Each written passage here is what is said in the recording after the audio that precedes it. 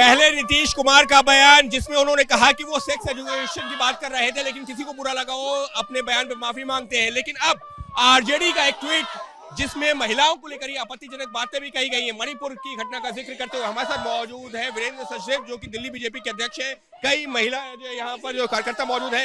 वीरेंद्र जी, नीतीश कुमार के जो आप जो है उसके इस्तीफे की मांग कर रहे हैं, उनके बयान पर आरजेडी का ट्वीट तो और आगे ये संगत का असर है। ये नीतीश कुमार जो इनका गठबंधन है, इंडी गठबंधन, ये सब वैचारिक मतभेदता के खिलाफ है।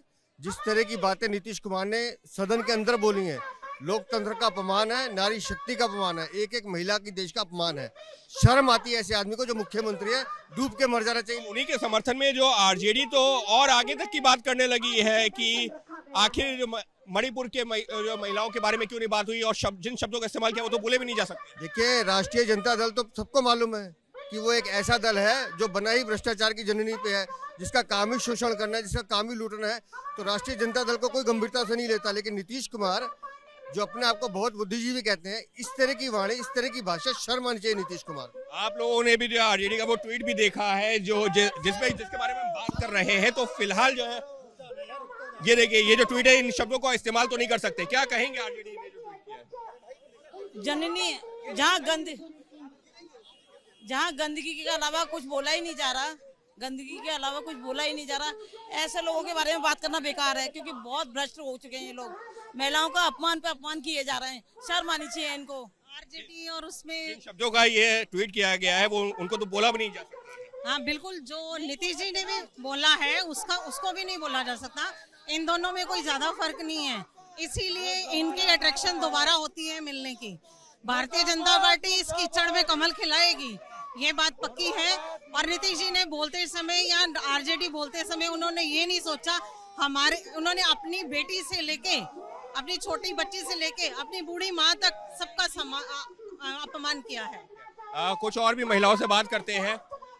आपसे जानना चाहेंगे, ये आरजेडी का ट्वीट है जिसके बारे में जो है बोला तो नहीं जा सकता, लेकिन ये जो उन्होंने किया, क्या कहेंगे? देखिए, मैं एक चीज जानती हूँ कि देखो, राजनीति बहुत समय से पहले से आती जा रही है।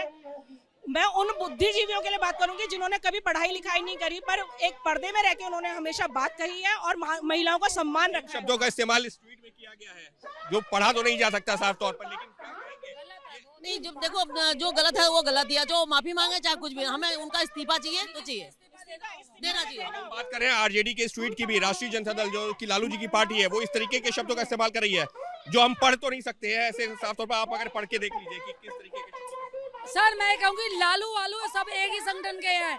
लालू के विचार भी ऐसे है। उसका लड़का कह रहा है कि नीतीश कुमार ने सही कहा। क्यों सही कहा? सदन में इतनी गंदी भाषा का इस्तेमाल करना मुख्यमंत्री को शोभा देता है।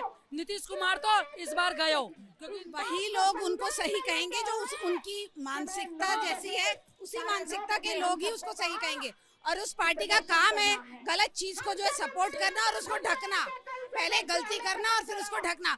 उनको मोदी जी से सीखना चाहिए कि महिलाओं का किस प्रकार से सम्मान किया जाता है। साफ तौर पर ये दिल्ली जो महिला मोर्चा है दिल्ली प्रदेश की, उससे जुड़ी हुई महिलाएं हैं जो ये कह रही हैं कि नीतीश कुमार ने जो बयान दिया वो तो आपत्तिजनक था, लेकिन आरजेडी का तो जो उसके समर्थन में ट्वीट आता है वो अपने आप में बेहद आपत्तिजनक है। और ये जो पूरा इनका गठबंधन है उसी के ऊपर सवाल खड़े कर रहे हैं, उनकी मानसिकता के ऊपर, उनकी सोच के ऊपर, और साफ तौर पर मांग नीतीश कुमार के इस्तीफे की।